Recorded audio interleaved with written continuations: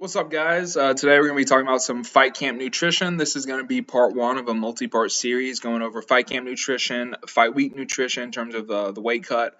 I also have a couple of spreadsheets that I'm going to walk through to hopefully help with fight camp, make it a little bit easier in terms of the nutrition, losing weight so that we can get in shot of our weight cut.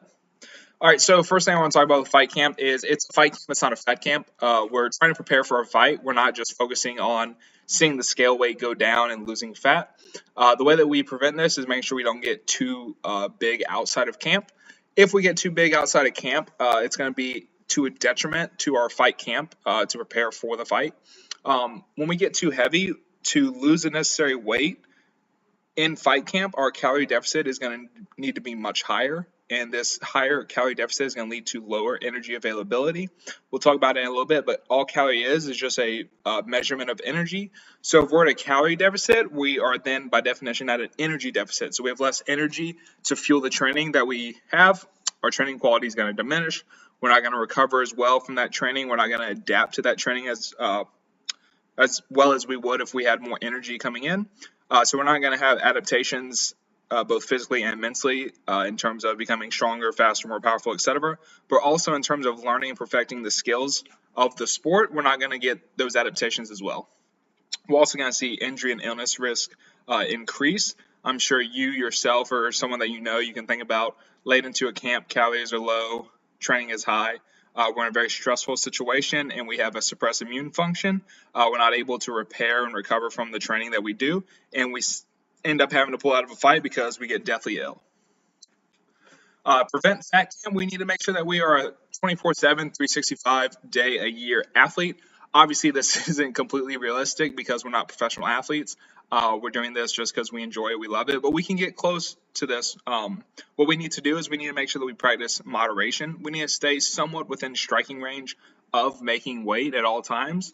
The best ability is availability. I'm sure y'all have heard that saying before. But staying within range and not getting too large outside of camp, it's going to allow us to have a more effective fight camp.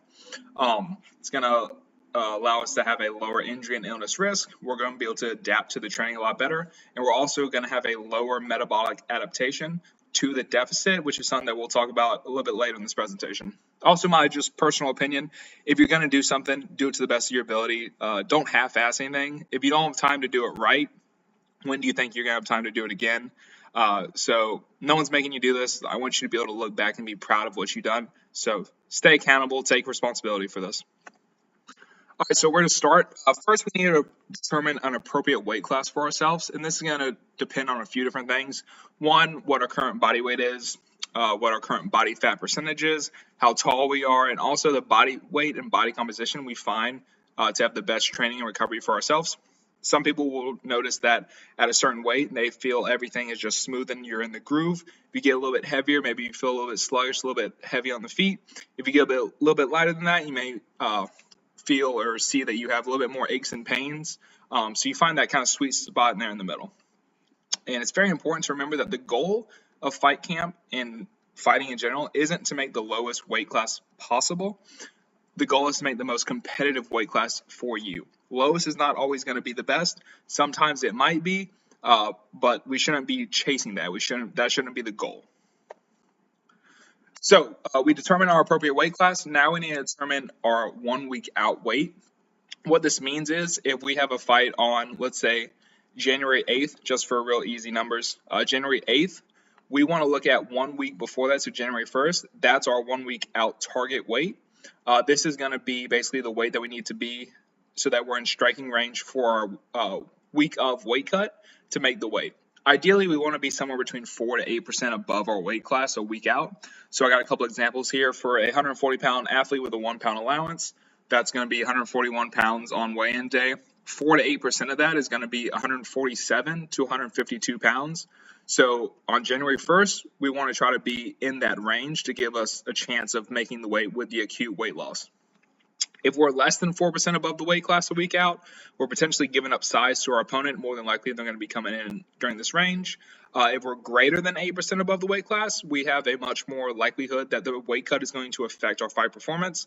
So we don't want to be too light, we don't want to be too heavy, but we want to give ourselves the opportunity to have a good weight cut to where it's not going to affect us, but enough of a weight cut that we are hopefully getting a competitive advantage.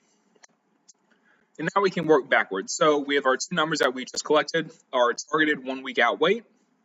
And again, this is going to depend on the size of the weight cut, whether it's 4, 5, 6, 7, 8, etc. And then also our current weight. So now we need to look at how long we have until the fight, and then we can calculate how much weight loss we need each week. And then from there, we can calculate our calorie deficit. So I'm going to go through all of this. I'm sure that was a little bit confusing. All right, so we have our example, 140-pound fight with a 1 pound allowance, so 141 pounds.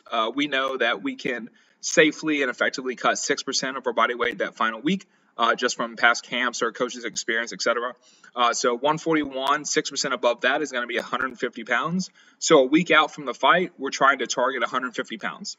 Our current weight is 158 pounds, and we have 8 weeks until the fight. So that means that we have 7 weeks until 1 week out. So if we weigh 158 pounds and we need to be 150 pounds in 7 weeks, do a little bit of calculations, that means that we need to lose 1.15 pounds a week. And if you look right next to that, there's going to be a percentage of your body weight. Ideally, we want to keep the loss per week below 1% of our body weight. And then to determine our calorie deficit, 1 pound of fat is going to contain 3,500 calories. So if we take how much weight we need to lose per week, 1.15 pounds in this instance, and we multiply by 3,500, we're going to get right at about 4,000 calorie deficit across the week that we need to lose that weight. And then if we split that up across the day, we need about a 575 calorie deficit each day. This is another example with a 170-pound fighter. Feel free to pause it and walk through it if you want to take a look at these. The second stage. All right, so now how do we determine our maintenance calories? So we have how much of a deficit we need to be in. Now how do we determine how many calories we actually need to eat to be in that deficit? So one way that I would recommend doing this is taking a food journal of everything that you eat over the course of 3 to 7 days, ideally closer to that 7-day range. That's going to give us a better indication of what you're eating on a daily basis.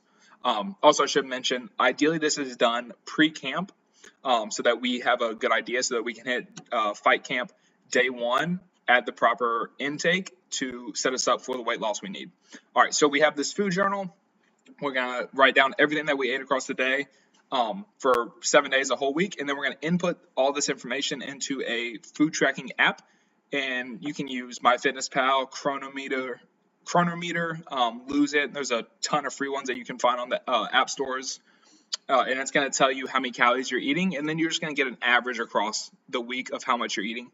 The vast majority of people are going to eat around their maintenance calories every single day. So taking this snapshot across the week is going to give us a pretty good indication of what our maintenance calories are. And then once we have our maintenance calories, we can then subtract the deficit that we calculated previously. And then we can get how many calories we actually need to eat each day to be in that number of a calorie deficit.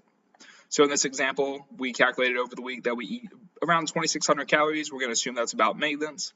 We'll subtract the 575 we need of a deficit, and then we get right at 2,000 calories that we need to eat each day to lose that 1.15 pounds per week. Here's a couple of equations that you can use to calculate your maintenance calories as well instead of using a fight or a food journal. Feel free to pause it and go through this if you want. I got a couple of examples. You can, again, pause it if you want. But that seems really complicated. I like to keep it simple. Just take your body weight, multiply it by 15. That's going to be your maintenance calories, just a normal day. So we got, in this instance, 158-pound person, 15 times 15, we get about 2370. So just round it up, 2,400 calories. And then that's just going to be a normal day, normal activity level day. So if we have an easy day where we have maybe just one light training session or we even have a rest day, we could just subtract a couple hundred calories to get hypothetically 2,100 calories. If we have a hard training day where we're training possibly twice or we have a really intense session, we're doing some pads and sparring, whatever it may be, then we'll add a couple hundred calories and we get around 2,600.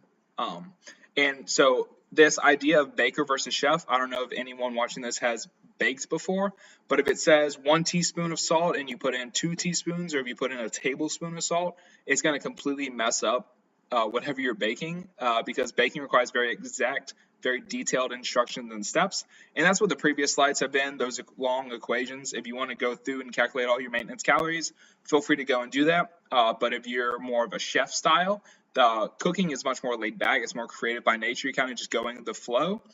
You should find a style that suits, or excuse me, take the style that suits you and use that. Don't try to fit your personality to something that it's not, because that's, in the long term, that's not going to end up favorably for you. Don't force the square peg into a round hole. Find what suits you and go with it. All right, so how do we know if these maintenance calories and these calorie deficit numbers that we just calculated, how do we know if they're correct? Outside of a laboratory with completely controlled variables, there's no way to know if we're know exactly how many calories we're burning day to day, because this number is going to change based on a ton of different factors, how much you're exercising throughout the day, how much activity you're having outside of exercising, what you're eating that day, how hot the temperature is, etc., stress hormones. So what we need to do to track if this is accurate is just look at our body weight changes over time. Ideally, we're going to weigh in somewhere between 1 and 3 times a week. I would say more like 2 to 3 times, but if you can only manage once, it's better than nothing. But 2 to 3 times a week, we're going to weigh in. And you can weigh every day, but your body weight is going to fluctuate a ton day to day just based on the amount of water that you're holding. Our body is about 70% water. So if you're, let's say you go out and have a big Thai dinner, you go eat sushi, you get a bunch of sodium in that meal. Sodium is going to attract water, so you're going to be holding a lot more water weight. So the next day, you may be 4 pounds heavier than you were the day prior. That doesn't mean you gained 4 pounds of fat. That just means you're holding more water. So looking at weight day to day is a pretty bad proxy at your progress. What we need to do is weigh 2 to 3 times a week. Ideally, we're weighing at the same time and same days of each week, week to week, so that we have consistent comparison from week to week. And then we just track those averages over time. I recommend the best time is in the morning, right after you go to the bathroom. Hop on the scale, jot down your weight, get a weekly average across those 2 or 3 weigh-ins, and then track the weekly average from week to week. Once you have this tracking of the weekly averages and you're looking at the trends, you can adjust the calories up or down or leave them alone depending on how the weight is tracking. If you're losing right at a pound a week, I know we said 1.15, but right at a pound a week, it's going to be pretty close to that. So if we're there, make sure you leave them alone. If the calories are going up, or excuse me, if the weight is possibly even going up, if you're gaining weight week to week, then you definitely need to bring the calories down, but you can adjust according to what you're seeing. So calories across the week. So we calculated how many calories we need to be in a specific deficit, but now we're going to talk about how we can structure our eating across the week, day to day. Just as you wouldn't do the same exercise or training program every day of the week, you shouldn't eat the same things every day in terms of the amounts. On days where we have heavier training loads and more intense sessions, we're going to need more calories, more food to fuel those sessions. And then days where we have easier training sessions, or we have rest days where we're not training at all, we're obviously going to need less calories, less food, because we don't need that food to fuel. We don't need the energy to fuel the training. But we do still want to make sure that we're maintaining that calorie deficit. So hypothetically, in this situation, our maintenance calories for a very hard day, let's say we have a big sparring session, our estimated calories that day may be 3,000 calories, but our deficit needs to be 575. So we're going to subtract, and we get right around 2,400. And then same thing for our rest day. Our hypothetical maintenance is 2,100. As you see, 2,100 is less than the 3,000 because we have less training on that day. We don't have the same energy demands, but we still need to make sure we're maintaining the calorie deficit that we calculated. So we're going to subtract those calories again, and we get about 1,500 calories for our rest day to make sure we're still in our calorie deficit needed to lose the weight. Now we're going to look at our macronutrients across the week. So we talked about the calories. On training days, we're going to need more calories. On non-training days, we're going to need less calories. On training days, and non-training days for that matter, I like to set protein at 1 gram of protein per pound of body weight. So if we're 158 pounds in this instance, we're going to have 158 grams of protein. Protein is very satiating, so deep into a diet or just in a deficit in general, having higher protein intake is going to help control some of the hunger. But also, as we're losing weight, your body is trying to pull energy from the body to use to fuel the energy demands that it has, as it's not intaking enough energy to fuel those demands.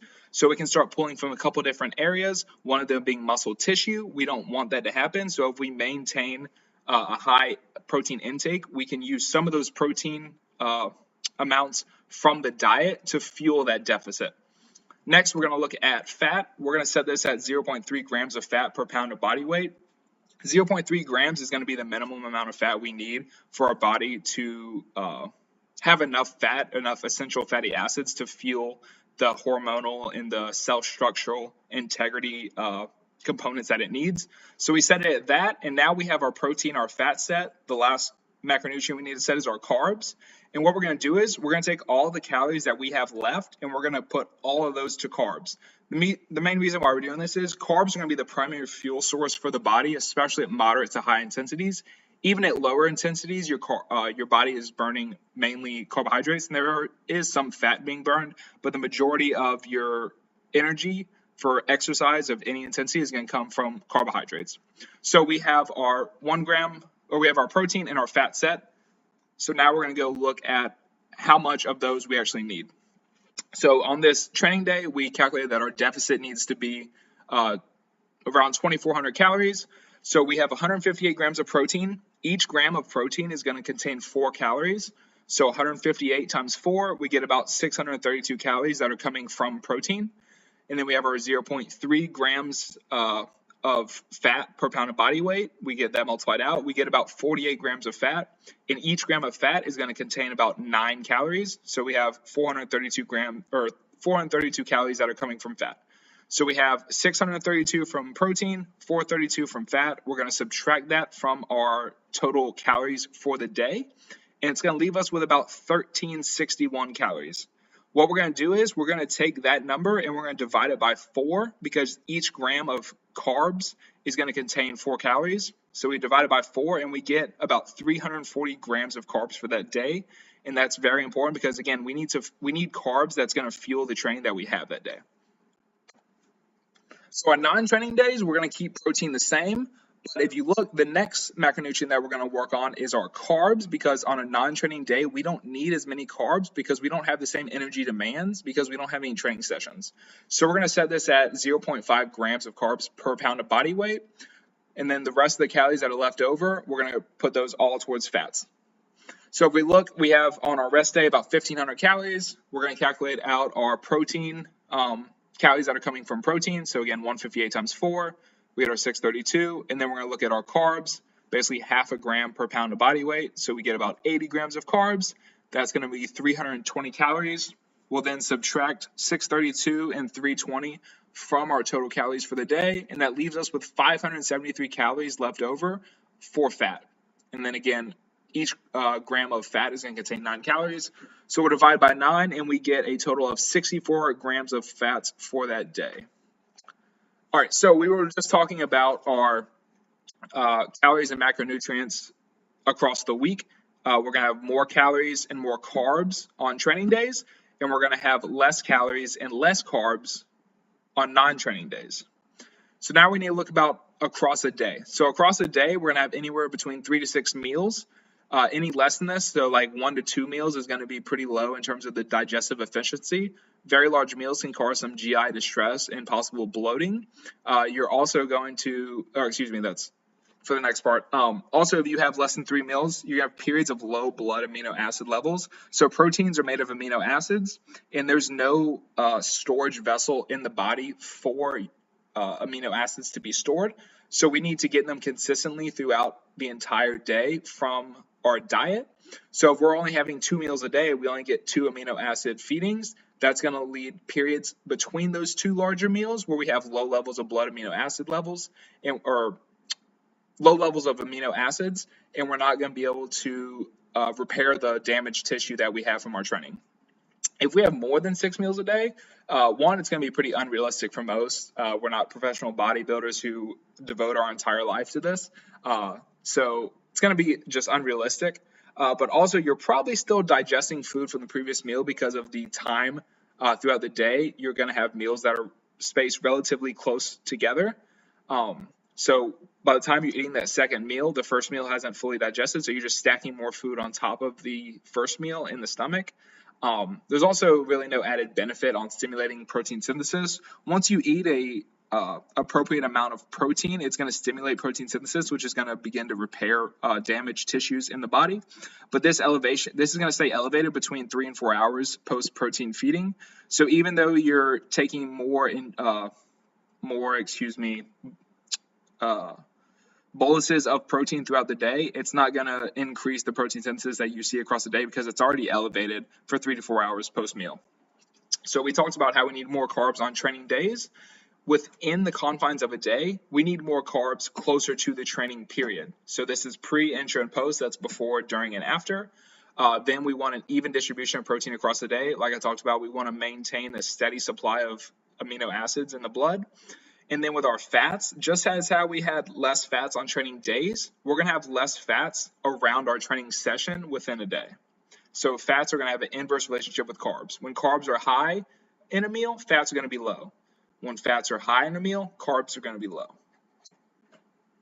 So peri-workout nutrition, this is going to be our pre, intra, post, before, during, and after. Pre-training, we want a meal somewhere between 30 minutes to 4 hours before the training. The purpose of this meal is to top up the muscle glycogen stores. So glycogen is how our body stores carbohydrates. We can store the glycogen in muscle or liver. We also want to regulate blood glucose levels to fuel the training. Blood glucose is basically going to be the free-floating form of carbohydrates in our body. So glucose gets converted into glycogen. That's how that works. Next, we want to look at the size and the digestion rates of the meal. This is going to be dependent on how long it is between the meal and your training. If it's a short time between if there's a long time between your first meal or your last meal before training, you want that meal to be a little bit bigger with slower digesting foods. This is going to be a meal with a little bit higher fat and fiber content. And then if you have a short period between your training and your meal, or between your training and your meal, you want to have a smaller meal with a little bit faster digesting foods, one that's going to have a little bit lower fat and lower fiber amounts.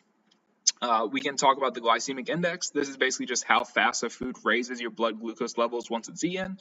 A low GI food is going to be something that's slow digesting. This is going to be something more like a complex carb. Think of a potato in this instance. This is going to be very good for meals that are away from training. So if you train the evening, you might want to have a complex carb in the morning as opposed to right before your training. Or if you have a pre-training meal that's, let's say, 3 to 4 hours before you train. High GI foods or high glycemic index foods are going to be very fast digesting. These are simple sugars. Think of gummy bears. These are going to be very high GI, very fast digesting. This is going to be very good in times where energy is needed rapidly. This is going to be good used in a pre-training meal if there's a very short time period between when you eat and when you train.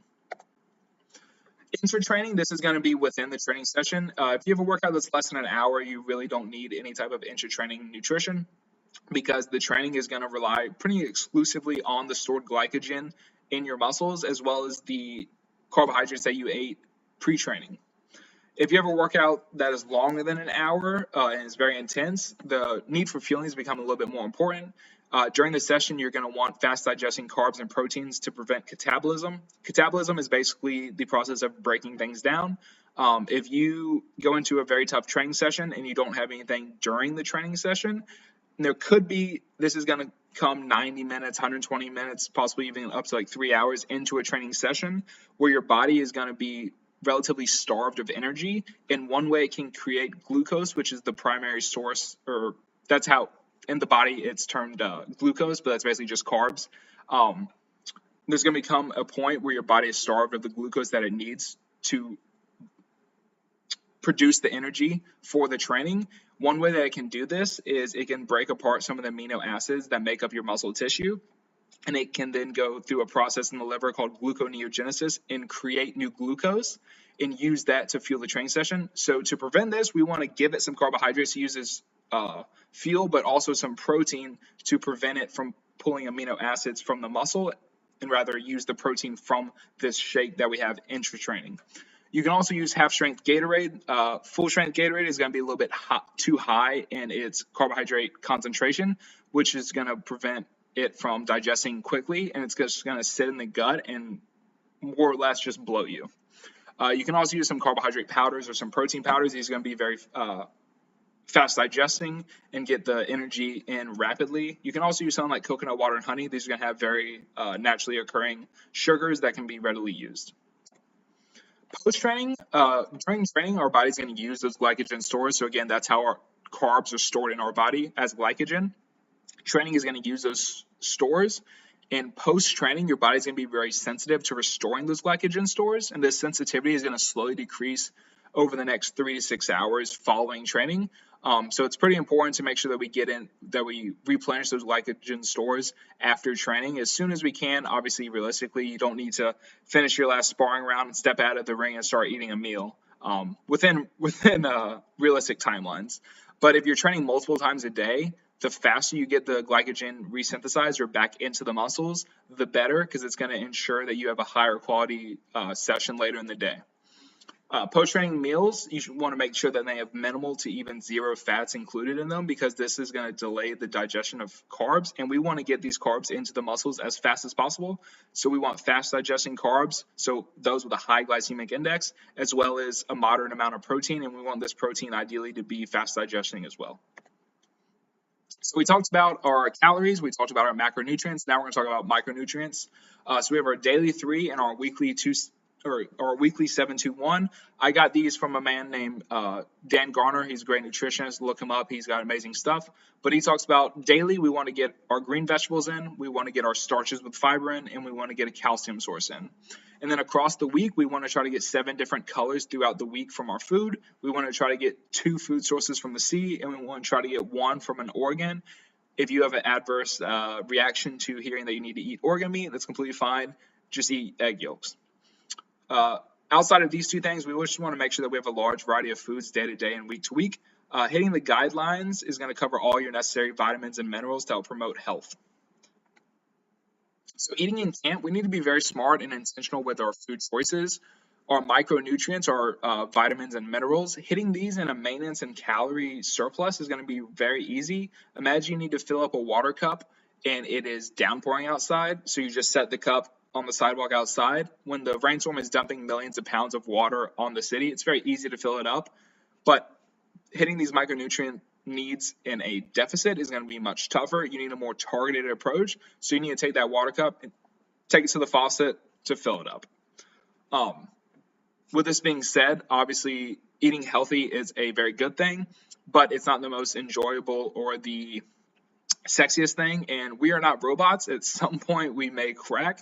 To prevent us from cracking and falling off the wagon, this is where cheat meals or snacks, or I like to call them earned meals, come in. This is going to be necessary for our mental health. Like I said, at some point we're all going to crack. Some people can hold out a little bit longer than others, but we never going to get to the point where we just throw caution out the window and we just binge and fall off the wagon, you know? So having these little earned meals or cheat meals are going to be very positive for our long-term success. Just don't make these the backbone of your diet. These foods are going to be very calorically dense. So the same volume of food is going to have many more calories than a whole food nutrient dense form would be. And it's also going to have a very low nutrient density. So for the same amount of food, it's going to have a very low amount of vitamins and minerals. So we talked about calories, macronutrients, micronutrients. All 3 of these are very interconnected, and they are not 3 separate entities. Calories are going to determine how much you weigh. Macronutrients are going to determine what your body composition is going to be like at that body weight. So simply how you're going to look. And micronutrients is going to determine how you feel at that body weight and composition. So calories determine how you feel. Macronutrients determine how you look. Micronutrients determine how you feel. So all 3 of those are very, very important. So when we look at a fight camp or a fat loss diet or just a diet in general, as the calories come down, we're going to get hungry. It's inevitable. It's just part of our body's survival mechanism to signal that we are not bringing in as many calories as we need, as our body needs to function. So how do we minimize this hunger signaling to help prevent some of the blowouts or lapses in adherence? These are a few different strategies that I'll just go over real quickly. One is a higher volume foods. So satiety can be signaled by 2 different things. One is the calorie amount of the food you're eating, but also to the degree of the stomach tissue stretching. So if you have a big salad, while it may not be very calorically dense, so there's not as many calories in it, it comes in a very large volume of food, so you're going to feel full just based on the size of the meal itself and the stomach tissue stretching. Number two, you're going to avoid hyperpalatable foods. Very simply, when food is tasty, you want to eat more of it. These foods are also going to normally be pretty low volume, and they're not going to suppress hunger as much as a higher volume food would. Next, we're going to look at increasing protein intake. Like I talked about earlier, protein is going to be the most satiating macronutrient. So in times of a calorie deficit or in times of hunger, increasing your protein intake is going to increase satiety and help reduce hunger. Next is going to be nutrient timing. People are going to be have differing hunger levels across the day. For example, some people are going to be less hungry in the morning. It would be smart to not eat as many calories during that low hunger period and basically shuttle some of those calories that you would normally eat in the morning to later in the day when you are more hungry. Because if you eat in the morning when you're not as hungry, later in the day when hunger signals increase and you don't have many calories left for the day, you're going to be ravenous. Next, we're going to look at higher fiber foods. They are not very calorically dense, so just like high volume foods, you're not going to get many calories for a large amount of food, and they are a hunger suppressant. Next is reducing liquid calories. Liquid calories are very easy to consume in large amounts without getting full, without feeling satisfied. So reducing this or completely eliminating them is going to be a pretty good plan. Along the same lines, if we drink calorie-free liquids, this is going to be beneficial to us because it's going to increase the stomach tissue stretching that we feel. If you drink a big glass of water before each meal, you are 100% going to eat less food than you would if you had not drank that water. Also, eating slowly is very important because satiety signals are not going to be instantaneous. If you take 5 minutes to eat a meal versus 30 minutes to eat a meal, by the time you finish that meal in the 30 minutes, your body is going to have time to sense that, hey, I have a lot of calories coming in. I'm full. It's going to send signals from your nervous system to your brain, and it's going to say, hey, like, we're good. Stop eating. And last, we're going to look at increased caffeine consumption. Caffeine is an appetite suppressant.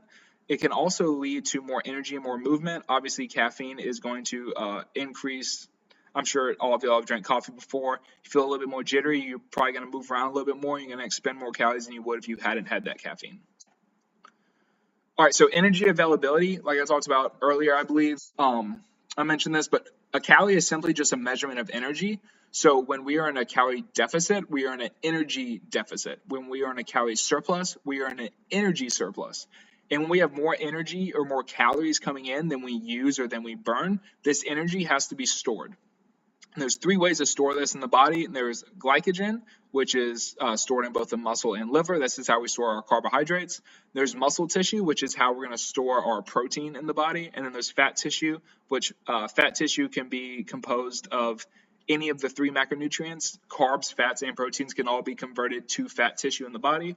If we have less calories coming in than we use or burn, energy needs to be released from the body. It needs to be freed from its storage vessels to be used to fuel the energy demands of the body. So again, 3 storage vessels are going to be fat tissue, glycogen, and muscle tissue. We want to lose all of the energy released from the body from fat tissue, then possibly some glycogen, and last muscle tissue, because we want to maintain our muscle tissue as much as possible. So when we're in a calorie deficit, like I said, we're in definition an energy deficit. There's not enough energy coming in to support everything that we're asking of the body, both from a training, but also just a bodily survival perspective, keeping the lights on. Something's going to have to give. Acutely, in the short term, we can get away with pretty large deficits without too much of a long-term damage being done. But if we stay in this deficit for too long, a few things can happen. The most important and most notable is going to be a thing called adaptive thermogenesis.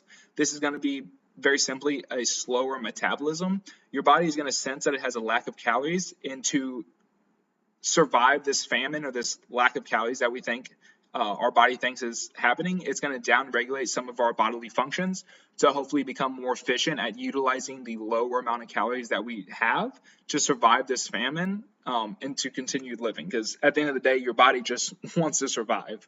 Also, chronic deficits can lead to loss of muscle tissue, which is very important for us athletes. It can have suppressed immune function effects, like I mentioned earlier. We can potentially have some nutritional deficiencies. If we're eating less food, we're less likely to hit the recommended amounts that we need for our vitamins and minerals. We're going to have less energy to fuel the training, so our training quality is going to go down, and many, many more. So weight loss, does it have to suck? To lose weight, obviously we're going to need to be in a calorie deficit. This is just the law of thermodynamics. This is undefeated. It's never going to be defeated. Calorie constraints, the less calories we have, the less energy we have to fuel the training sessions and to recover from that training. But what if there was a situation where we could diet on more calories while still losing the same amount of weight needed? What this means is, let's say that our maintenance calories are 2,500. To lose a pound per week, we drop it down to 2,000 calories per day. But if we had a higher metabolism where we're burning more calories day to day, and we are maintaining weight at 3,000 calories, dropping our calories down to 2,500 calories, we're still going to lose that 1 pound of body weight per week. But now we're doing that on 2,500 calories as opposed to 2,000 calories.